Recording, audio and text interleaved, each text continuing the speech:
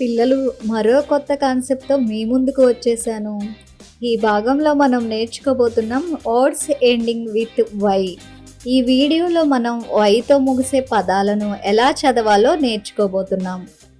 సామాన్యంగా వై యొక్క శబ్దం యు అవుతుంది, కానీ ఇంగ్లీష్లో ఎక్కువ పదాల్లో వై పదం చివరిలో వచ్చినప్పుడు దాని శబ్దం యు కాకుండా ఈ అవుతుంది. గుర్తుంచుకోండి, ఇంగ్లీష్లో ఎక్కువ పదాల్లో వై పదం చివరిలో వచ్చినప్పుడు దాని శబ్దం యు కాకుండా ఈ అవుతుంది. పదండి ఒక పదం చూద్దాం.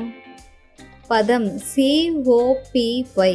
పిల్లలు, ఈ పదంలో వై చివర వచ్చింది, అందువల్ల వై యొక్క శబ్దం యు కాకుండా ఈ అవుతుంది. పదండి ఈ పదం యొక్క ఉచ్చారణ చూద్దాం. COPY. COP యొక్క ఉచ్చారణ అవుతుంది కాప్. వై చివరిలో వచ్చినందున దాని శబ్దం అవుతుంది ఈ.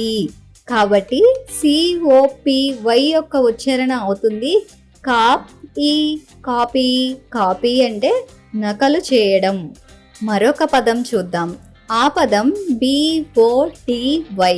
ఈ పదంలో కూడా వై యొక్క శబ్దం ఈ అవుతుంది. పదండి పదం యొక్క ఉచ్చారణ చూద్దాం. BODY. BOD యొక్క ఉచ్చారణ అవుతుంది బాడ్. వై యొక్క శబ్దం ఈ, కాబట్టి BODY యొక్క ఉచ్చారణ అవుతుంది బాడ్ ఈ, బాడీ. తర్వాత పదం చూద్దాం. ఆ పదం VERY. VER యొక్క ఉచ్చారణ అవుతుంది వెర్. వై యొక్క శబ్దం ఈ, కాబట్టి VERY యొక్క ఉచ్చారణ అవుతుంది వెర్ ఈ, వెరీ. తర్వాత పదం LILY. LIL యొక్క ఉచ్చారణ అవుతుంది లిల్.